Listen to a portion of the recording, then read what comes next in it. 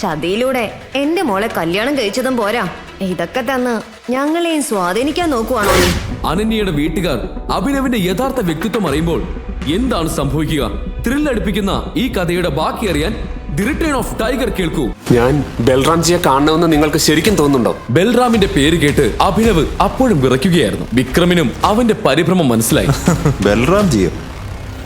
ബൽറാം എന്ന് വിളിച്ചാൽ മതി. കാട്ടിലെ എല്ലാ മൃഗങ്ങളും ടൈഗറിന്റെ പേരിനൊപ്പവും ജി ചേർക്കും. പക്ഷെ ടൈഗർ ഒരിക്കലും ഒരു മൃഗത്തിന്റെ പേരിനൊപ്പവും ജി ചേർക്കാറില്ല. നമുക്ക് വൈകുന്നേരം കാണാം. ബൈ. വിക്രം പറഞ്ഞത് കേട്ടപ്പോൾ അഭിനവിന്റെ ആത്മവിശ്വാസം കൂടി. കൂട്ടിൽ നിന്നും പുറത്തു ചാടി കാട്ടിലെത്തിയ ഒരു കടുവയെ പോലെയാണ് അവൻ ഇപ്പോൾ തോന്നിയത്. പഴയ ഓഫീസിൽ നിന്ന് ഇറങ്ങിയ ശേഷം അഭിനവ് വീട്ടിലെത്തിയിരുന്നു. ഇത്രയും സമാധാനമായി തന്റെ കിടക്കയിൽ അവസാനമായി എപ്പോഴാണ് കിടന്നതെന്ന് അവൻ ഓർമ്മയുണ്ടായിരുന്നില്ല. പിസ ഡെലിവറിക്കായി അവൻ വലിയ ആകാംക്ഷയോടെ മുറിയുടെ വാതിലേക്ക് നോക്കുകയായിരുന്നു. Sir, order 500 രൂപയുടേതായിരുന്നു. പക്ഷെ നിങ്ങൾ എനിക്ക് 1000 രൂപ തന്നല്ലോ. നിങ്ങൾ ഡെലിവറി ചെയ്യുന്നവർ ഒരുപാട് കഷ്ടപ്പെടുന്നുണ്ട്. ഈ 500 രൂപ നിങ്ങളുടെ ടിപ്പാണ്. Thank you sir. അതേസമയം അഭിനവ് ആ പിസ ബോക്സിലേക്ക് ശ്രദ്ധയോടെ നോക്കുകയായിരുന്നു. അവസാനമായി എപ്പോഴാണ് പിസ കഴിച്ചതെന്ന് അവൻ ഓർക്കാൻ കഴിഞ്ഞില്ല. വൈഷ്ണവിക്കും തനിക്ക് വേണ്ടി ഒരു വീട് വാങ്ങാനുള്ള ശ്രമത്തിൽ എത്രയെത്ര ആഗ്രഹങ്ങളാണ് അവൻ അടക്കി വെച്ചത്. ഇന്നാണ് അവൻ അത് തിരിച്ചറിയാൻ പോകുന്നത്. പക്ഷെ ഇനി അവൻ സ്വയം തടഞ്ഞു നിർത്താൻ പോകുന്നില്ല. വൈകുന്നേരം അഭിനവ് ഹോട്ടൽ സഫയറിലേക്ക് പോകാൻ തയ്യാറെടുക്കാൻ തുടങ്ങി. അവൻ ഒരു ചാര നിറത്തിലുള്ള ഷർട്ടും കറുത്ത പാൻസുമാണ് ധരിച്ചിരുന്നത്. ഇതിലും നല്ലതൊന്നും അഭിനവിന്റെ കയ്യിൽ ധരിക്കാനുണ്ടായിരുന്നില്ല. പുറത്തുനിന്ന് ഹോട്ടൽ കണ്ടപ്പോൾ അവൻ അത്ഭുതപ്പെട്ടുപോയി. ഇത്രയും വലിയൊരു ഹോട്ടൽ ഇത്ര അടുത്തുനിന്ന് അവൻ ഇതിനു മുൻപ് കണ്ടിട്ടുണ്ടായിരുന്നില്ല. സ്റ്റോപ്പ്. എങ്ങോട്ടാണ് പോകുന്നത്? ഞാൻ അകത്തേക്കാണ് പോകുന്നത്. എന്താണ് പ്രശ്നം? നിനക്ക് അകത്ത് പോകണമല്ലേ? അതിന് ഞാൻ നിന്നെ അകത്തേക്ക് കടത്തി വിടുമെന്ന് കരുതിയോ? എന്തുകൊണ്ട് എനിക്ക് അകത്തേക്ക് പോകാൻ കഴിയില്ല? ചീഫ് സെക്യൂരിറ്റി ഓഫീസർ തന്റെ വസ്ത്രം കണ്ടാണ് തന്നെ വിലയിരുത്തുന്നതെന്ന് അഭിനവിന് മനസ്സിലായി. ശ്രദ്ധിക്ക്, നിന്നെ പോലുള്ളവരെ എനിക്ക് നന്നായി അറിയാം. കൂടുതൽ കളിയാക്കാതെ ഇവിടെ നിന്ന് പോകൂ. നിങ്ങൾക്ക് എന്നെ എങ്ങനെ അറിയാം? നിങ്ങൾ എന്റെ വല്ല ബന്ധുവാണോ? ഞാൻ അകത്തേക്ക് പോകാൻ വന്നതാണെങ്കിൽ പിന്നെ എന്തിന് തിരികെ പോകണം? ഈ ഹോട്ടൽ നിന്റെ അച്ഛന്റെ ആണോ? പറ. ഇത് കേട്ടപ്പോൾ അഭിനവിന് ദേഷ്യം വന്നു.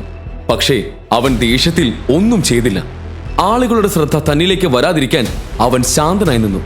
അഭിനവ് 2 അടി പിന്നോട്ട് മാറി. ഫോൺ എടുത്ത് വിക്രമനെ വിളിച്ചു. യെസ് ടൈഗർ, എവിടെ എത്തി? ഞാൻ ഹോട്ടലിന്റെ പ്രവേശന കവാടത്തിലുണ്ട്. വിക്രം, നമ്മുടെ ടേബിൾ നമ്പർ എത്രയാണ്? ടേബിൾ നമ്പറോ? ഹേയ്, ഞാൻ ഈ ഹോട്ടലിന്റെ ഉടമയാണ്.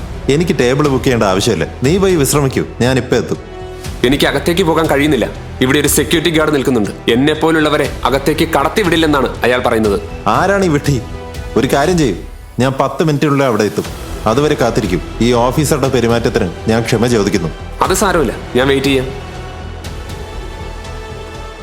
അപ്പോൾ നീ വലിയ ഹീറോ ആകാൻ ശ്രമിക്കുകയായിരുന്നല്ലേ? ഞാൻ പറഞ്ഞില്ലേ നിന്നെ അകത്തേക്ക് വിടില്ലെന്ന്. നീ പ്രധാനമന്ത്രിയെ വിളിച്ചാലും ഞാൻ സമ്മതിക്കില്ല. മനസ്സിലായോ? ഇപ്പൊ ഇവിടെ നിന്ന് പോ. ഹേയ്, നോക്കൂ, നിന്റെ ഒരു വിലയുമില്ലാത്ത മുൻ കാമുകൻ ഇവിടെയുണ്ട്. വാ, ഒക്കെ അവനൊന്ന് ആക്കിയിട്ട് പോവാം. ഞാൻ അവനെ എന്റെ കാമുകനായിട്ട് ഒരിക്കലും കരുതിയിട്ടില്ല. എന്നെക്കാൾ താഴെയുള്ളവരുമായി ഞാൻ സംസാരിക്കാറ് പോലുമില്ല. അവരെ നോക്കാൻ പോലും എനിക്ക് ഇഷ്ടമല്ല. പിന്നെ എങ്ങനെ കാമുകനാക്കും? നിങ്ങൾക്കൊരു ചെറിയ മനുഷ്യനുമായി ബന്ധപ്പെടാൻ ഇഷ്ടമുണ്ടാവില്ല. പക്ഷേ ഈ ചെറിയ മനുഷ്യൻ നിങ്ങൾക്കൊരു ഉപദേശം തരാം. ഒരു വ്യക്തിയെ തിരിച്ചറിയുന്നത് അയാളുടെ വാക്കുകളിലൂടെയാണ്. നിങ്ങളുടെ നാവ് സൂക്ഷിക്കുക, അല്ലെങ്കിൽ ഒരു നാൾ ഈ നാവ് തന്നെ നിങ്ങളുടെ മരണത്തിന് കാരണമാകും. കൊള്ളാം, എന്തൊരു ഡയലോഗ്! എല്ലാവരും കൈയടിക്ക്. വളരെ നന്നായിരിക്കുന്നു. പിന്നെ നിനക്ക് നിന്റെ കാലുകൾ എന്തുകൊണ്ട് ശ്രദ്ധിക്കാൻ കഴിഞ്ഞില്ല? നീ എങ്ങനെ നടന്ന് ഇവിടെ എത്തി? മദ്യപിച്ചിട്ടുണ്ടോ? എന്നെ ഇവിടേക്ക് വിളിച്ചതാണ്. ഓ അതെ, ഇപ്പോഴോർക്കുന്നു. വിക്രം സാർ അന്ന് പറഞ്ഞിരുന്നു നീ അദ്ദേഹത്തിന്റെ ഒരു ഡ്രൈവറുടെ മകനാണെന്ന്. അപ്പോ നീ നിന്റെ അച്ഛന്റെ ജോലി ഏറ്റെടുക്കാൻ വന്നതാണോ? കൊള്ളാം. പക്ഷെ അവരത് തരില്ല. നിന്നെപ്പോലൊരു പാവപ്പെട്ടവനെ അവർ ഡ്രൈവറായി പോലും വെക്കില്ല. നീ ഇങ്ങോട്ട് കയറി വന്നതാ. അതായത് നിന്നെ ക്ഷണിച്ചിട്ടില്ല. നീ തനിയെ വന്നതാണ്. ഇവനൊരു ദരിദ്രവാസിയാണ്. ഞാൻ തനിയെ വന്നതല്ല. വിക്രം എന്നെ വിളിച്ചതാണ്. ഇവനൊരു ഭ്രാന്തനാണെന്ന് എനിക്ക് അപ്പോഴേ അറിയാമായിരുന്നു. അപ്പോഴാണ് തിളങ്ങുന്ന വില കൂടിയ ഒരു കറുത്ത കാർ അവിടെ വന്നു നിന്നത്. എല്ലാവരും ആ കാറിലേക്ക് തിരിഞ്ഞു നോക്കി. വിക്രം കാറിൽ നിന്നിറങ്ങി. കൂടെ മറ്റൊരാളും ഉണ്ടായിരുന്നു. അയാൾ ഉയരമുള്ളവനും കരുത്തനുമായിരുന്നു. അത് മറ്റാരുമായിരുന്നില്ല, ബൽറാം ആയിരുന്നു. വളരെ പ്രശസ്തമായ ഒരു വസ്ത്ര കമ്പനിയുടെ ഉടമയും മാഫിയയുടെ ശക്തനായ ഒരു തൂണുമായിരുന്നു ബൽറാം. അയാളെ കണ്ടപ്പോൾ അഭിനവിന്റെ കണ്ണുകൾ അത്ഭുതം കൊണ്ട് വിടർന്നു. അവൻ ബൽറാമിനെ കുറിച്ച് കേട്ടിരുന്നു. ഞാൻ ബൽറാംജിയെ കാണണമെന്ന് നിങ്ങൾക്ക് ശരിക്കും തോന്നുന്നുണ്ടോ? അവൻ ചിത്രങ്ങളിൽ ബൽറാമിനെ കണ്ടിരുന്നു.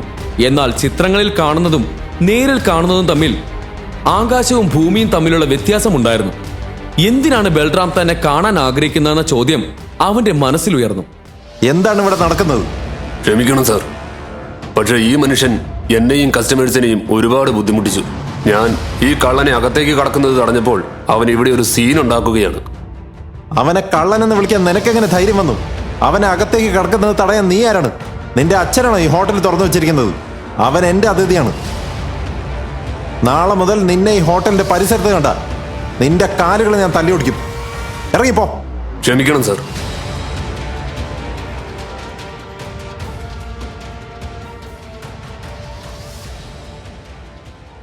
ക്ഷമിക്കണം ടൈഗർ, ഈ വിഡ്ഢി കാരണം. സാരമില്ല. ഒരു ചെറിയ മനുഷ്യന്റെ ഏറ്റവും വലിയ ശത്രു മറ്റൊരു ചെറിയ മനുഷ്യനാണ്. വരൂ, നമുക്ക് പോകാം. വിക്രം അഭിനവിനോട് കൂടെ അകത്തേക്ക് വരാൻ ആംഗ്യം കാണിച്ചു. അഭിനവ് വിക്രമിനെ പിന്തുടർന്നു.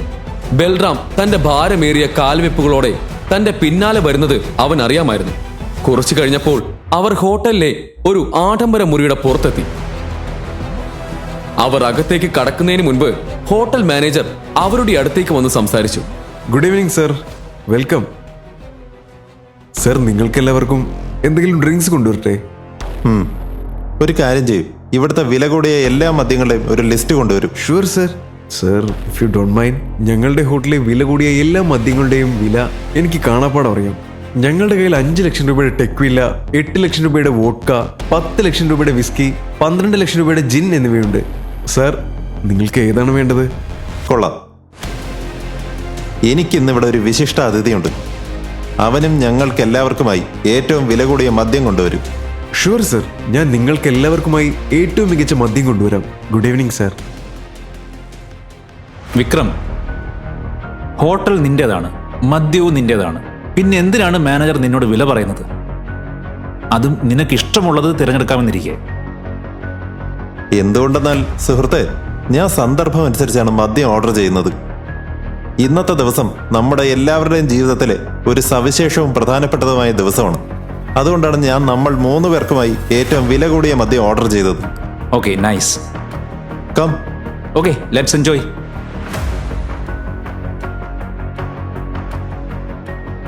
ഇനി നീ നിന്റെ വ്യക്തിത്വം ഇവിടെ മറച്ചു വെക്കേണ്ടതില്ല. ഈ മുറി സ്വകാര്യവും ഏറ്റവും സുരക്ഷിതവുമാണ്. ഇരിക്കൂ.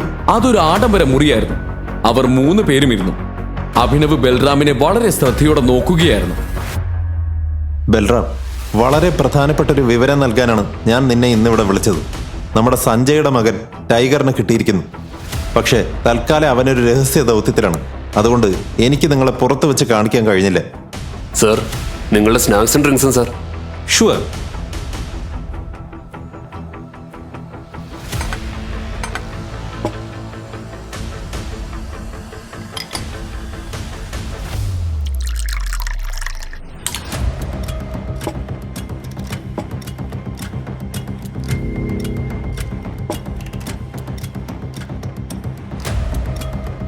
Cheers. ചിയേഴ്സ്.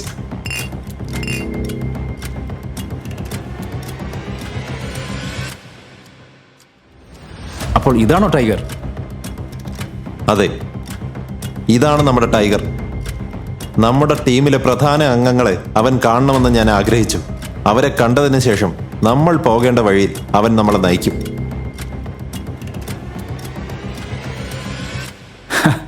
ക്ഷമിക്കണം സുഹൃത്തെ, പക്ഷെ എനിക്കിത് കുറച്ച് തമാശയെ തോന്നുന്നു. നീയാണ് എല്ലാം സംസാരിക്കുന്നത്.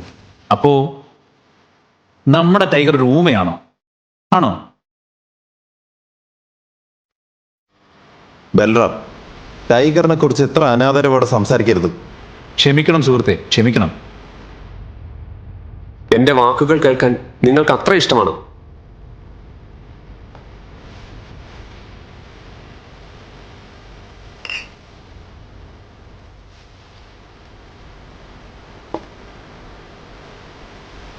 നിങ്ങളുടെ കളിയാക്കൽ കഴിഞ്ഞോ? പക്ഷെ ആരുടെ മുന്നിലാണ് നിങ്ങൾ ഇരിക്കുന്നതെന്ന് ഒരിക്കലും മറക്കരുത്. ഞാനാണ് ടൈഗർ. ടൈഗർ വെറുതെ ഇരിക്കുകയോ അനാവശ്യമായി സംസാരിക്കുകയോ ചെയ്യില്ല. ടൈഗർ നേരിട്ട് ആക്രമിക്കും.